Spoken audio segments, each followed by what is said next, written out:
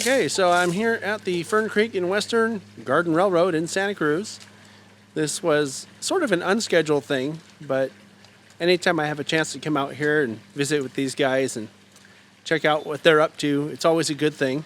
And I knew from last year that there was going to be some major track reworking. And if you look in the background, you can see Eric and Paul are out here working on the front yard, which has been completely redone. So we're going to take a look at that and probably talk to Trevor about that at some point. And I'm really interested in what Paul's doing here because he has a level and he's out here ballasting and making sure that it looks like he's making sure that the track is level, but we're going to find out. Plus, he's been working very hard. A minute ago here, he came in here with a bucket and he passed out on this yard because it was such hard work. So let's take a look. I have Eric here, you may recall Eric has joined us for a live webcast and also at the Museum of Art and History here in Santa Cruz doing we did our annual Christmas show, right, which is a great event. We hope to try and do it again this year. If you're interested in volunteering for it, give me a call. We're looking for more people. Always looking for more people anytime there's a volunteer opportunity anywhere. Yeah, but that's true. Yeah, this is one of those things you may recall on, I think it was January's podcast, I did a short blurb on it where Eric and his friend Craig have been doing this for years, having a toy train display out at the Museum of Art and History. And we did a whole live webcast about that. That's how Paul and Trevor got involved here and gotten more involved in trains too. So, yeah, that's right. We were down there for 13 years, and Paul started with us the first year. I think Trevor joined the second year. But so Paul's more of a foamer than Trevor is. I didn't realize that. Well, at least for toy trains, yeah. Yeah. So anyway, we're going to take a look here, and I'll talk to Trevor later on to find out what the main plans are, because he seems to be the guy with all the plans, huh? He is the guy with all the plans. Don't believe a word he says. I guess we'll take that to heart. So here's what I was talking about. Paul's over here working with a level and putting ballast down. Is the idea there, Paul, that you're just trying to keep everything level, or are you trying to get it super elevated, or what? Trying to super elevate it, and it's also on a downhill grade. This is higher than down over here. So I want to make it pretty smooth coming off this switch, because the steeper you are going into a switch, the more accident prone it is. You know? So trying to make it more level here, and then the outside rail, I want it slightly higher than the inside for super elevation, so it doesn't, tip off due to gravity against the outside. Right. So just trying to slowly do that, and once we do it, it'll be much smoother for everything that runs on it. So even though we're not running trains at a super high speed here, it still helps to have a little bit of super elevation to help the trains that are running lean into the corner a little bit. Yes, it matters a lot. Yeah, the G-scale can be particularly finicky, it seems, more so than I would have thought. But when you have trains that aren't extremely heavy, running over plastic track with plastic ties and on unlevel ground, it all kind of like comes together and doesn't operate as smoothly as like something nailed to a plywood board. It's all real on the dirt. Everything matters. Fun fact, as we were redoing the front yard here, which we'll go into later, but we brought in about 2.5 yards of fill dirt, and we're still bringing more to get everything up to the level we wanted it and make it a little easier for Paul to level out the track. But God, it seems amazing that we could put that much dirt in here and you can't really notice it. This yard here didn't exist before. This is all new construction or reconfiguration. And the tunnel you see up on the upper left corner of the screen there also wasn't there. There used to be a Y in this area of the yard, but it's no longer there. This is done so that the layout here is more operational in terms of running operations on it as an activity.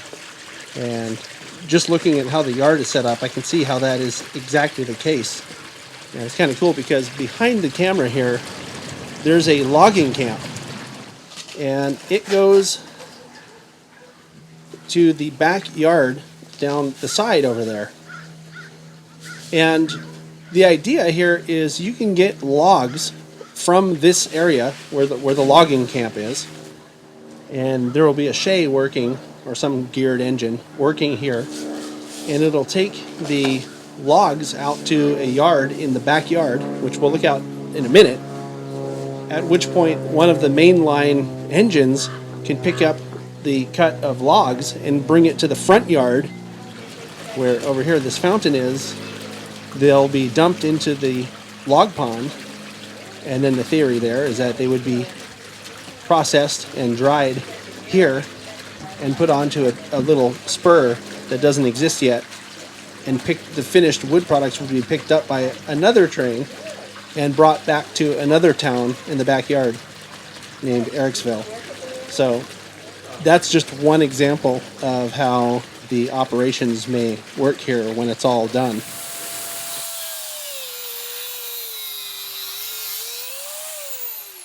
It's springtime. We're at the end of March right now, and everything starts to grow very fast.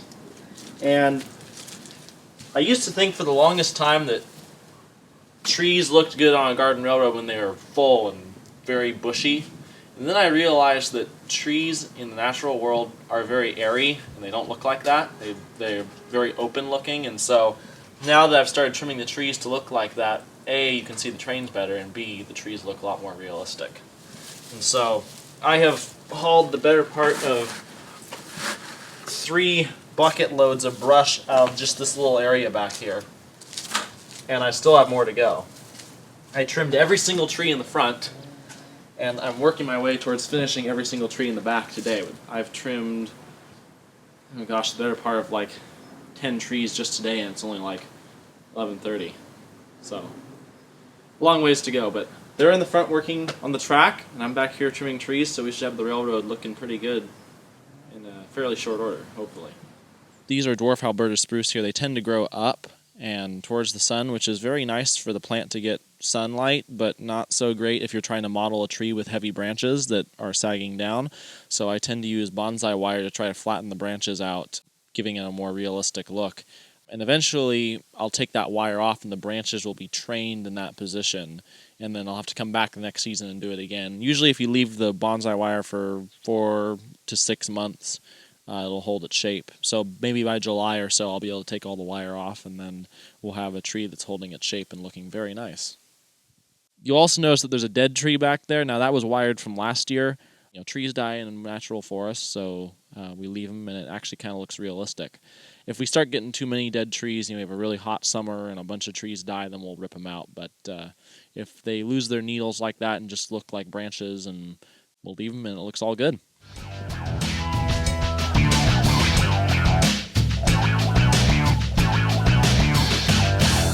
So as you can see, when it's all trimmed up like that, it looks much nicer.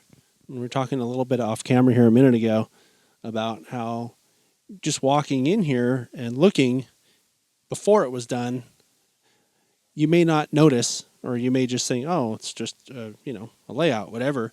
But now that it's really manicured, it looks a lot better. And seeing the difference between the two really makes it pop that way. Yeah. Looks like it's still kind of in there a little bit.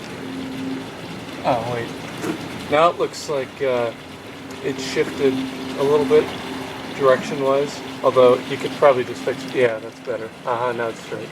Okay. Pull it back just a hair. That's good. Stop. Yeah. Right after the bridge, it kind of goes up a lot, I think is the thing. Yeah. So, Okay. where you're at now is operable. This is a whole new staging area. Correct. Well, we had a staging yard in here before, but it suffered from Trevor syndrome, which is packing way too many tracks into too small of a space with too many switches. So we ended up pulling that staging yard up. Also, there used to be a S-gauge layout in the garage here, which got moved to a second bedroom. So now this is all G-scale in here. It's now a work area, so we can store all the buildings, all the cars, and actually have a workbench to work on them, which is very, very nice for working on the equipment. But in the process, we also redid the staging yard, and this is what it looks like now. It's 4 tracks instead of the 6 it used to be. But now the tracks are longer, and you can actually shove trains into here without worrying about derailing something. So we now have a nice place to store our cars indoors. And it makes it very easy to roll everything out onto the railroad because you just have to hook an engine up and away you go.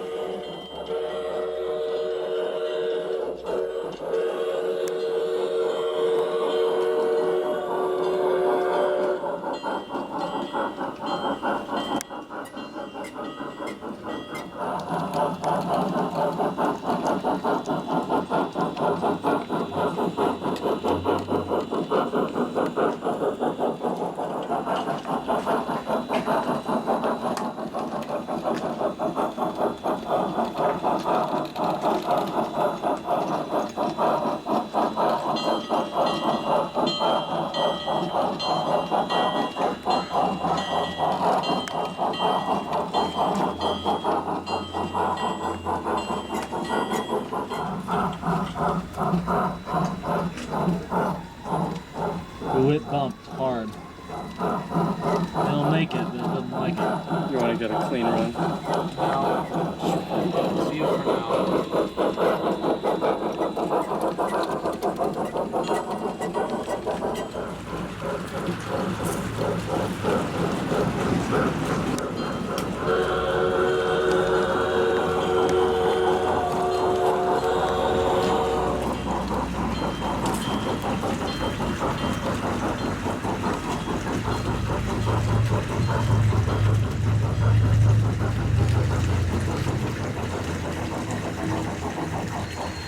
Well, today is kind of test day.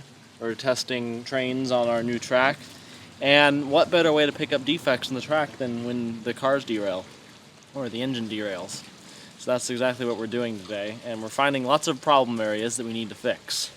But this is why we're doing this in March instead of, 2 days before an open house. Yeah, good idea. Yeah, more important, and we get to run trains. So, Yeah, this one's all twisted. And none of the rail joiners are lining up either. So this is one of the less glamorous parts of, I guess, running or operating a garden railroad is all the troubleshooting that you do, especially with a rework like this. I mean, this is almost like having a brand new layout when you think about it. But it's all this stuff that you have to do before your season so that you know it's all going to work properly.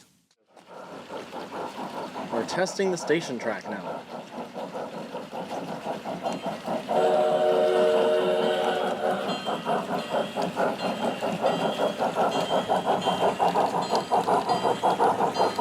It backed through okay. It seems to be bumping right there, but that could just be a piece of ballast, huh? Most likely. Yeah, this track is really nice. Oh, just when I Damn said it, John. it was my fault. Your fault. That was your fault. That was my fault. Okay, the switch opened as we were going through. It's secured now, so I don't think it will do that. There we go. So, do the switches have springs in them or something? How does that? No, they have switch motors, but that switch is a little bit of an older switch and it's not in the best of shape, so I think it's one of the ones we're going to need to replace one of these days. So this kind of stuff is going to continue to go on, not just today, but probably over the next few weeks or few months until it's ready to go in preparation for whatever open houses are coming. You can check for open houses on the Fern Creek and Western website and also on the Facebook page as well. So there you have it. It's a track work on the Fern Creek and Western Garden Railroad. I'll catch you next time.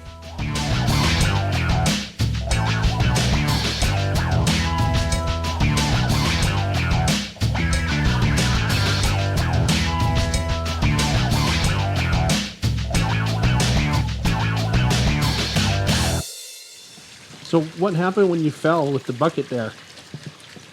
Was it just too heavy? Or I don't know. What was going on? It was heavy, and then I just blacked out, and I don't remember anything.